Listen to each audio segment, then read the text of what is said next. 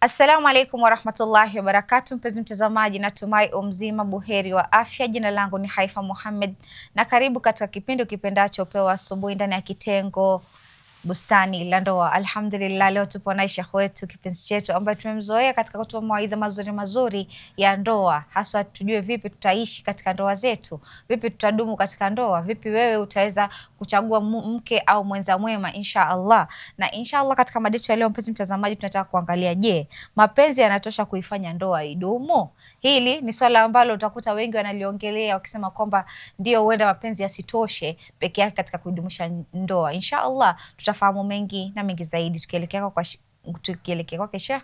Bismillahirrahmanirrahim. Assalamu alaikum warahmatullahi taala wabarakatuh. Wa alaikum assalam warahmatullahi taala wabarakatuh. Audhu billahi minash shaitani lainir rajim. Bismillahir rahmanir rahim. Alhamdulillahi rabbil alamin wassalatu wassalamu ala ashrafil anbiyai wal mursalin wa ala alihi tayyibin tahirin. Allahumma salli ala Muhammad wa ali Muhammad wa ajil faraja. Ndugu yangu mtazamaji, sina shaka kwamba uko buheri wa afya, na alhamdulillah, dada yetu Haifa pia tunashukuru kwa mwaliko wako wa siku ya leo, angalau tuweze kufaidishana. Naombea Mwenyezi Mungu Subhanahu wa Ta'ala, wewe pamoja na mtazamaji, Mwenyezi Mungu awape kila la kheri inshallah, na atakabalia amali zenu inshallah. Amin. Bismillahirrahmanirrahim. Mada ambayo iko mbele yetu nafikiria ni mada nzito sana, nzito, na pia ni mada, sidhani kama ni mada ambayo tunaweza imaliza kwa kipindi kimoja, ila kwa faida ya sote ni bora tuweze kufupisha ili tuweze kufaidika zaidi. Nafikiria ni swali, ndio, je, mapenzi yanatosha kufanya ndoa idumu? Mapenzi yanatosha kufanya ndoa idumu? Nafikiria ni swali, na pia nafikiria mtazamaji mwenzangu anaweza yeye mwenyewe katika akili yake akawa na jawabu Je, inatosha ama haitoshi? Lakini kabla hatujafikia pale, ni muhimu sana tuweze kuelewa kwamba ndoa ni nini na hayo mapenzi ni nini. Kitu cha kwanza, Mwenyezi Mungu Subhanahu wa Ta'ala ndani ya Qur'ani, ambayo nafikiria ni sura tumeisoma mara nyingi, Mwenyezi Mungu anasema wa min ayatihi an khalaqa lakum min anfusikum azwaja, kwamba na katika ishara zake yeye Mwenyezi Mungu ametuumbia kutoka katika nafsi zetu wenza. Yani azwaja, zauju maana yake ni mwenza. Na ndio Mwenyezi Mungu Subhanahu wa Ta'ala katika aya nyingine anasema kila kitu amekijalia kuwa na mwenza. Sasa wewe mwanaume una mwenza wako ambaye unamuita ni mke wako, na wewe binti una mwenza wako ambao unamuita mume wako. Kwa hivyo maisha hayawezi yakakamilika bila ya nyinyi wawili. Mnapopatana sasa, hapo ndio mnakuwa wenza wawili au wapenzi wawili. Na ndio Mwenyezi Mungu Subhanahu wa Ta'ala kwanza katika aya amesema ametuumbia wenza. Alafu pili, wajaala bainakum mawaddatan wa rahma, amesema katika ule wenza amefanya juu yenu mapenzi. Kwa hakika ukiangalia sasa aya hii, Mwenyezi Mungu ametangulia na mapenzi. Mwenza wako ni mapenzi. Sasa kile ambacho kinawakusanya kuwa wawili na kuishi pamoja na mkaitwa mke na mume ni nini? Bila shaka ni mapenzi. Na haya ndio ambayo Mwenyezi Mungu Subhanahu wa Ta'ala ameyajalia. Mwanaume anampendea nini mwanamke? Anampendea mali, anampendea sura. Kuna mvuto fulani ambao unamuingia kwa mwanamume mpaka amtake yule. Ule mvuto ndio tunaita mahaba, mapenzi. Bila huo mvuto hawawezi kuwa pamoja. Kwa sababu ukiangalia maisha ya nyuma, kila kitu mwanaume yako nacho. Mwanaume alikuwa anapika, anafua, anakula, nyumba yake anatengeneza. Ni nini anatafuta kwa huyu mwanamke? Na wewe binti pia, kwenu ulikuwa ukila, unafanya shughuli zote. Ni nini kinachokutoa kwenu uende kwa huyu mwanaume? Bila shaka ni hayo mahaba. Na ndio ambayo Mwenyezi Mungu anasema wajaala, amejalia. Hiyo ni miongoni mwa maumbile yetu, mwanaume na mwanamke. Na ndio unaona sasa hivi katika ishara zetu, maisha yetu ya kawaida ni tofauti sana. Vile mwanamume atamwambia mwanamke nakupenda, na vile mwanamume atamwambia mwanamume mwenzake nakupenda. Kweli. Naelewa? Tafsiri kila mmoja, kauli ni moja, neno ni moja. Hata hao wanaume wenyewe wapendi kuambiwa nakupenda. Hao wanaume kwa wanaume. Hebu utamsikia tu atakavyokupa maneno, maana si asili yao. Na alafu sijui neno hili kwa Kizungu lina uzito zaidi kuliko Kiswahili. I love you. Umwambie mwanamume mwenzako I love you, atakuangalia nini wewe umechanganyikiwa? Lakini ukweli wa mambo unampenda kwa ajili ya Allah jamani. Hao ni ndugu yako Muislamu, unampenda. Naam.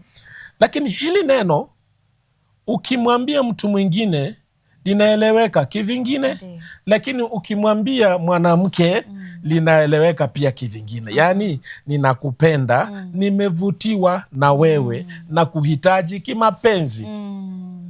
Hiyo ndio maana ya mahaba. Kweli. Na hiyo ndio ambayo inamfanya mwanaume kumtafuta huyu mwanamke. Na hilo ndilo ambalo pia linamfanya huyu mwanamke kumtafuta mwanamume. Na hilo ambalo linafanya pia maisha kukamilika. Nini? Mahaba. Kwa hivyo mahaba yakishaingia, haya mengine sasa ndio yanaanza kufuata nyuma. Kwanza ni mapenzi. Na ndio Mwenyezi Mungu Subhanahu wa Ta'ala akasema wajaala bainakum mawaddatan wa rahma. Kwanza mawadda, alafu na huruma inakuja. Utamuhurumia unayempenda.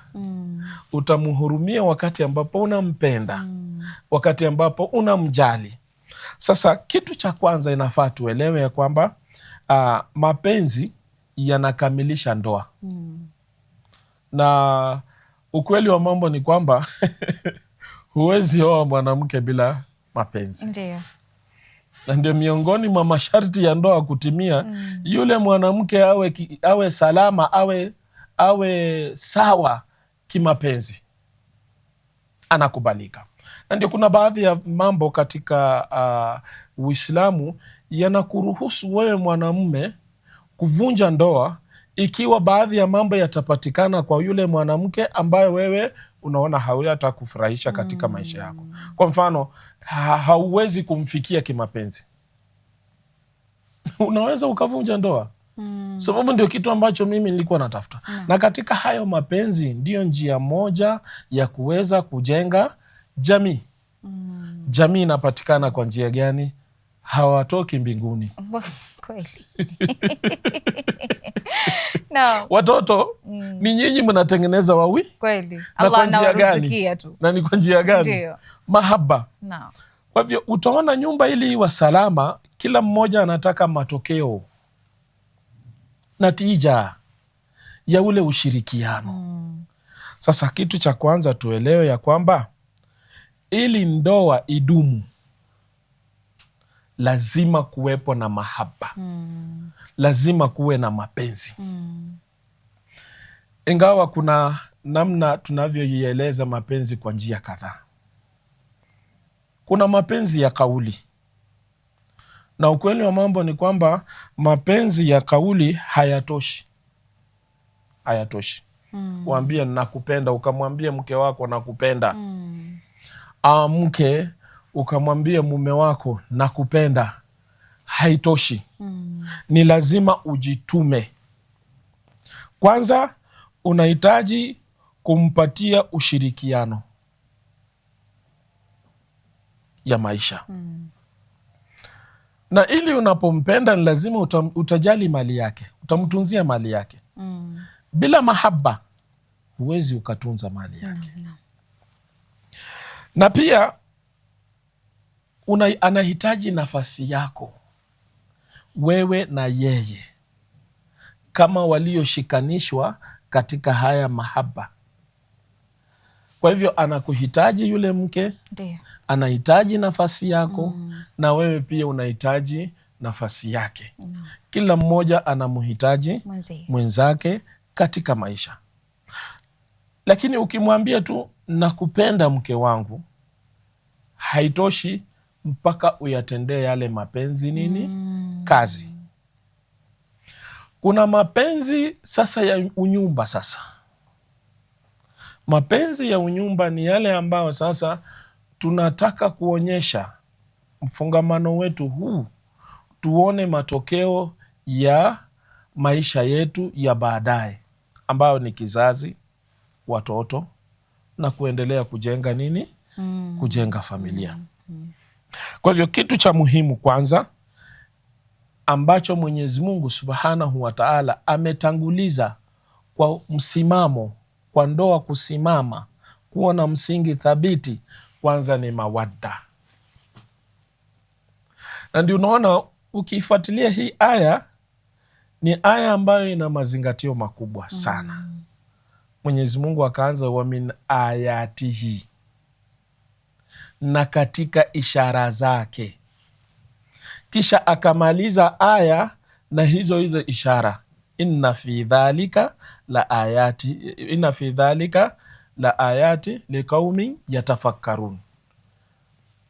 Katika hizo ishara ni kwa watu wenye kuzingatia.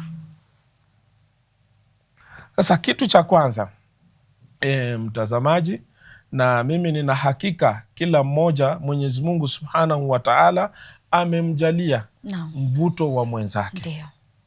Yani na ndio utaona katika dini haya maumbile ambayo Mwenyezi Mungu ametuumbia, tunatofautiana ili huyu mwenza amvutie huyu. Yani mke amvutie mume, naye mume amvutie mke. Maisha, yani maumbile haya hayafanani. Ndio unaona mwanamke sauti yake inamvutia mwanamume. Na ni miongoni mwa mambo ambayo Uislamu pia unatuhimiza mwanamke aweze kuichunga sauti yake. Umbo lake inamvutia nani? Mwanaume. Mwendo pia inamvutia mwanaume. No. Na hii ndio hali. Ndio. Mwanamume hawezi akatulia mpaka amuone huyu na aweze kuvutiwa. Na pindi anapovutiwa huwa anamtafuta kukaa naye. Ndio sheria ikasema ili umalize haja zako za kimwili, jinsia zako ya kimwili na kimaisha, tafuta mwenza wako ambao mtaishi katika maisha ya halali. Ndiyo. Maisha ambayo yanamridhisha Mwenyezi Mungu Subhanahu wa Ta'ala. Kwa hivyo tunatafutana kwa mapenzi. Ndiyo. Mapenzi kwanza ndiyo ambayo yanatuunganisha. Njia ya kwanza. Hiyo ni ya kwanza. Alafu haya mengine yanakuja baadaye. Bila mapenzi ya kuendi. Ambao mmekaa katika nyumba utadhani mandugu. Lakini mandugu pia wana mapenzi. Sasa unajua kuna mapenzi baina ya mume na mke. Sasa hawa watu wawili wanapopendana kisawasawa, basi ile nyumba inakuwa na amani. Na ndio utaona mapenzi yao ni tofauti na haya mengine. Yani hata huyo mke anaweza kuwa anapenda ndugu yake. Mapenzi ni tofauti. Lakini sasa watakapoingiliana yale mapenzi yake na mume wake, huyo ndugu inafaa akae kando hata asiyaone. Ndio maana mmoja akasema jamani, vita vya watu wawili usiviingilie. Huwezi kuviingilia.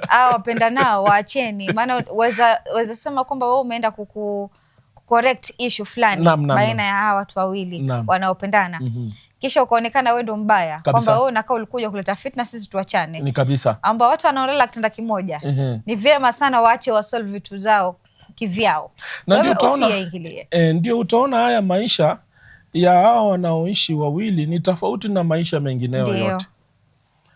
Namna ambavyo wanashirikiana, mambo yao ni wao wawili. Kwa hivyo haya ambayo yanawafanya wao kuwa namna hiyo ni hayo mapenzi. Mpaka mke atoke kwao akuje kwa kijana. Lazima mapenzi. Na bila mapenzi siwezi toa hiyo mahari.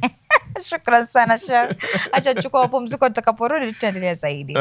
Kurudi kwako mpenzi mtazamaji, natumai katika awamu ya kwanza tukiwa naye Sheikh Yusuf ndani ya studio zetu, alhamdulillah anazidi kujuza mengi kuhusiana na mada yetu pendwa. Je, mapenzi yenyewe ndio yanaweza fanya ndoa isimame? Hicho ni kitu ambacho tunapaswa kukifahamu, kwa sababu mwisho wa siku wapenzi ni wawili, wanaolala kitanda kimoja, mambo yao wanayajua wenyewe, walipendana wenyewe, wakaridhiana wenyewe. Na katika mada yetu ambayo unajua ni nzuri sana, tunazidi tutaendelea nayo baada ya mapumziko inshallah.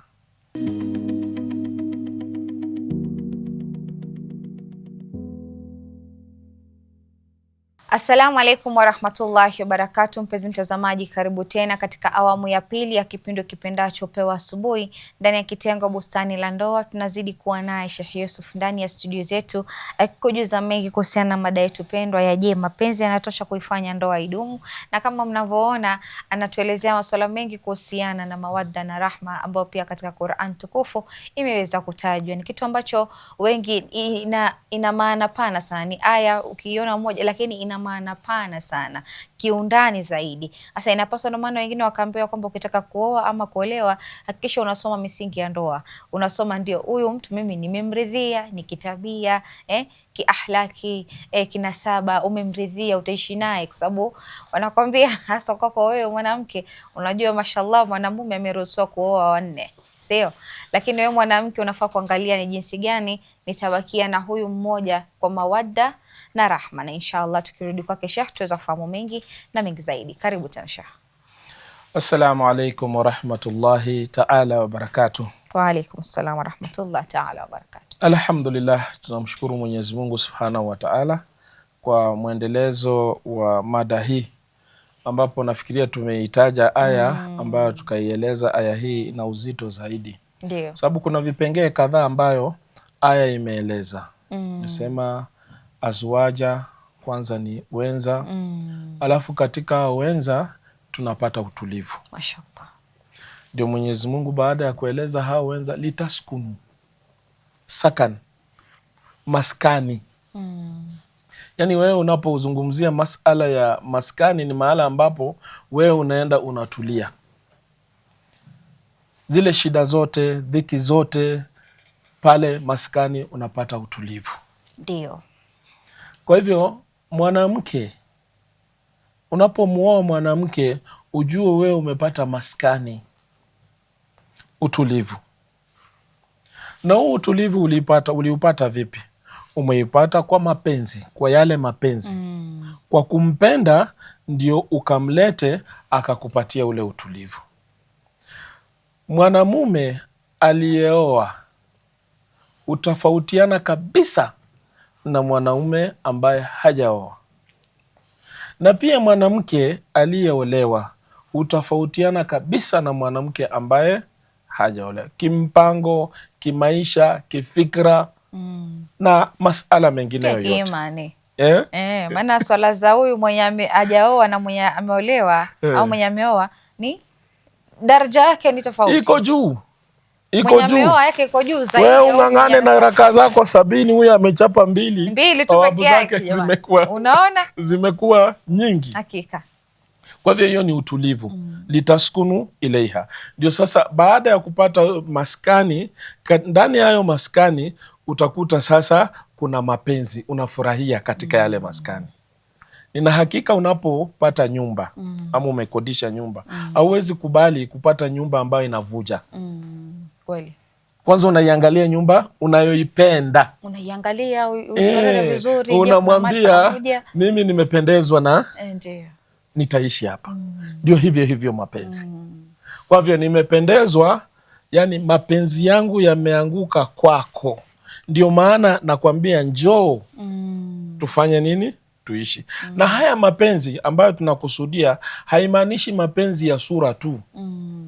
Ni mapenzi ya kitabia kulingana na misingi ya dini. Bila kuwepo misingi ya dini, basi hapo ni jahannam pia.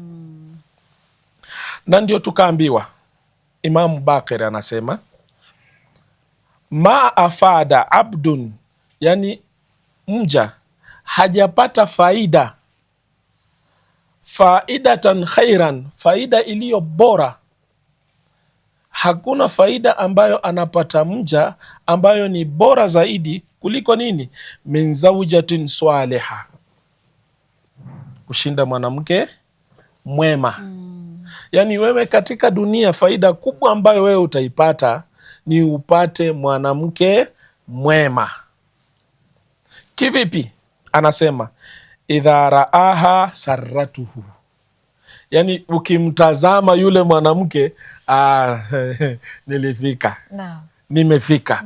Sarratu, yani unakuwa na utulivu wa moyo, unafurahia namna ambavyo unapata ule huduma kutoka kwake na namna ambavyo unapata ushirikiano wake. Wewe mwenyewe unafurahia. Wa idha ghaba anha, na unapoondoka kuwa mbali na yeye, unapokuwa mbali na yule mke, hafadhatuhu, yule mke alikobakia anakuhifadhi wewe mume. Kabisa. Unaona hiyo ndoa vile ilivyo kweli. Fi nafsiha, anakuhifadhi ndani ya nafsi yake, anajichunga, anaichunga nafsi yake kwa kuhifadhia nani? Wewe mume. Hafadhatuhu fi nafsiha wa malihi, na utamchungia pia yule mume nini? Mali yake. Unaona hapa mapenzi ambayo yamekupelekea kila kitu ambacho wewe unamiliki, unakimiliki kwa sababu ya yule mwanamume. Kwa hivyo unakichunga kwa kuweza kumfurahisha. Bila shaka hata yule mwanamume maisha yake ambayo anaishi, ataishi maisha ya furaha. Kweli. Na ile nyumba itakuwa ni nyumba yenye furaha. Na kwa kuwa wewe mwanamke ndio ambayo unajenga nyumba, na ndio maana yule mume anakulete kwake. Hakuna yule ambaye anaolewa mwanamume anaenda kuishi kwa kinamke. Kawaida mwanamume anataka makazi yake. Dio. Na achukue wadhifa wake kumtunza yule ili kuhakikisha kwamba amepata utulivu. Kushangaza wengine siku hizi hawaoni hilo ni tatizo, yani unaona kabisa mtu anaenda naishi kwa mwanamke yani bila stress. Anafanyiwa kila kitu mwenyewe kama wanavyosema, wanakwambia anafanyiwa kila kitu, anachotaka anapewa, yani kwa raha zake. Yani mimi nimeenda, umeenda umekaa kwa nyumba ya mwana, hata hali mpigi mshipa. Na sasa mume kama huyo, kwanza yeye mwenyewe haishi na furaha, na mwisho hutokea dharau ndani yake. Na mwisho pia yanatokea madharau, na ndoa ile inaisha kwa fedheha kubwa sana. Kwa sababu hakuna unachomiliki, haujasimama kama mume kulingana na vile sheria inakwambia, kwa sababu kazi yako kubwa ni kumhudumia yule mwanamke. Kazi yako kama mume ni kutengeza maisha ya familia yako kuwa ni bora. Ni vipi utatengeneza ukiwa kwa wenyewe?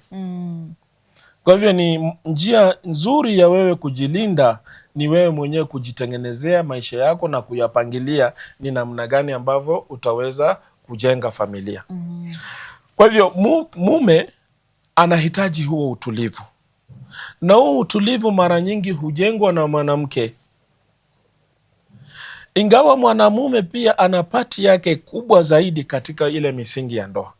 Ni namna gani atamtekelezea yule mwanamke kila analohitajia kuhakikisha maisha yake yako vizuri. Wanasema mwanamume ni mujahid, yaani kazi yake ni infaq, kutoa, kumwezesha yule kuwa katika misingi iliyo mzuri. Unataka mke wako avalie vizuri, akupendeze kwa mandhari, wewe kama mume mnunulie mahitajio, kweli atakuwa sawa sana, vizuri sana. Unahitaji chakula kizuri, mpe mahitaji, atatengeza chakula kizuri. Umetoka hujaacha hata pesa. Na ukiangalia mwanamke ni mtu ambaye anapenda kuwa mbunifu kabisa. Kuna wanawake wengi hupenda sana akiwa jikoni ataka apike hiki. Sasa mume akirudi labda amesema mimi napika dagaa na sima madamu nimekuta nini, alafu mume mwingine, wajua wanaume wengine wana ile tabia kukasirika, mbona umepika hii? Ndugu, umeacha shilingi 200, atanunua nini gani akupikia biriani hiyo? Hata hiyo 200 wakati mwingine anaambia tumia kwa siku 3. Jamani, sasa ataanzaje? Wewe wataka mke wako akupambie, wataka avae vizuri, avae nini madera abadilishe kila siku, wataka avae nini nzuri, kama ni nguo ya kulalia nzuri. Ala, sasa kuna wewe hata pesa hutoi, humnunulii kila siku, kuanzia asubuhi mpaka jioni anashinda na dera moja ambalo ametoka kuosha vyombo, ile amesafisha nyumba, amekaa hapo. Sasa inakuwa ni kitu ambacho kina kera kabisa, kwa sababu kama wewe ndo kiongozi wa nyumba, wewe ndo unataka utulivu, huyu mwanamke hawezi kupa utulivu kama wewe umpi utulivu. Sasa ndio maana wote, hasa mume, anafaa kuwa na fungu pati yake kuweza kutekeleza, ili mwanamke aweze kuitekeleza na yeye pati yake. Ndio. Kwa hivyo wote ni lazima washirikiane. Ndio maana wasema mwanamume ni kiongozi katika nyumba, nadhani anafaa kuongoza katika utulivu. Yule mwanamke ukimpa utulivu, sina ile kwamba atatoka upande ambao sio. Lazima atakuheshimu, atakutui, kwa sababu anaangalia nini? Mimi sijakosa kitu kwa mume wangu kabisa. Mume wangu yanipa utulivu wa nafsi, yuanilisha vizuri, yuanivisha vizuri, nikiwa na maradhi yuaniangalia, yuanisaidia hapa na hapa, kwa sababu ndoa ni baina ya watu wawili, ndio muyajenge. Maana hata ukisema ni kuvunja, nyote mweza vunja hiyo ndoa. Hata Mwenyezi Mungu Subhanahu wa Ta'ala anasema ar-rijalu qawwamuna 'ala an-nisa, yani wao ndio wanabeba majukumu ya kuwatekelezea wanawake. Huyu mwanamke anaitwa ra'iyatu fi baitiha, yeye ni mlinda nyumba, mchunga nyumba. Huyu anatafuta akilete chini, na huyu wa chini anatekeleza. Kwa hivyo ukiona maisha yatakuwa namna hii, maisha yatakuwa ni yenye raha. Na haya ndiyo mahaba, na haya ndiyo ambayo yatafanya nyumba ile inakalika, na haya ndiyo ambayo anafanya familia inakuwa ni familia yenye furaha.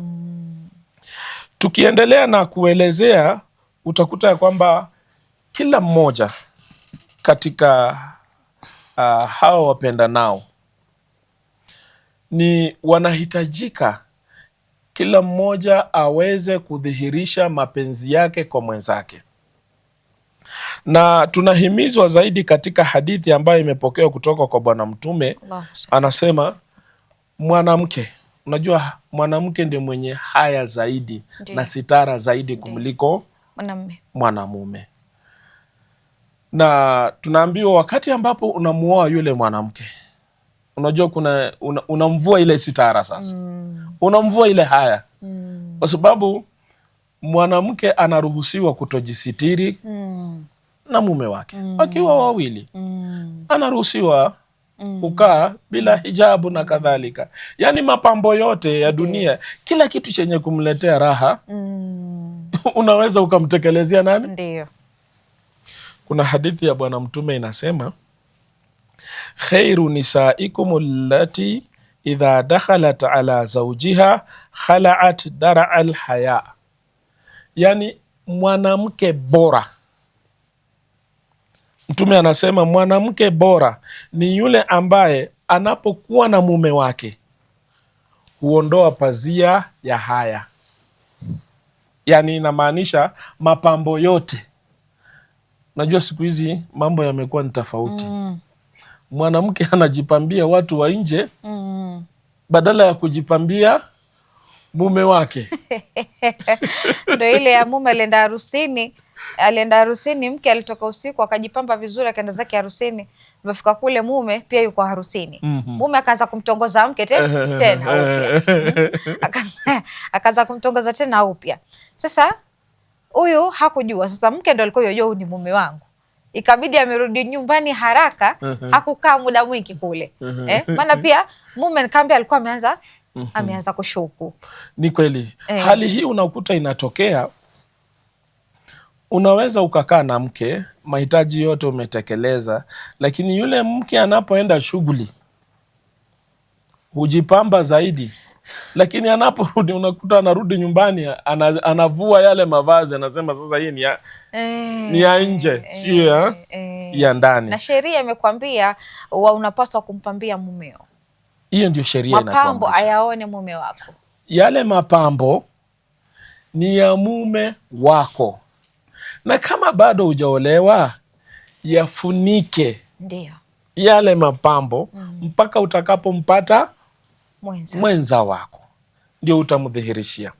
Sasa sheria inamwambia kwamba huyu mwanamke anapopata mwenza wake anaruhusiwa kufungua ile pazia ya haya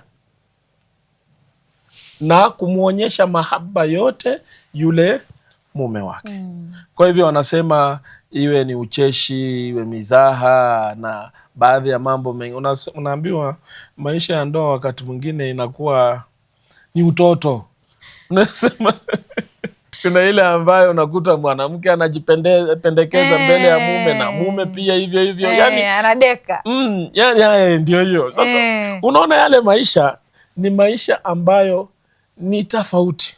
Na ndio mmoja akawa anasema wanapoingia katika hayo maisha ya mahaba, mapenzi, wanasema hata wale malaika wenye kuandika matendo huwa wanakaa kando. Waachie hao shughuli zao. Kwa sababu ile pazia ya haya imetoka. Ndiyo. Sasa hiyo pazia inakuwa ipo kwa sababu hawajaungana, na kinachounganisha ni wale mapenzi. Unajua sasa wakati ambapo nimependezwa na yeye, kile ambacho nilikuwa nikitarajia kutoka kwako nitapata. Lakini ninapata kwa njia gani? Ninapata katika njia ya halali.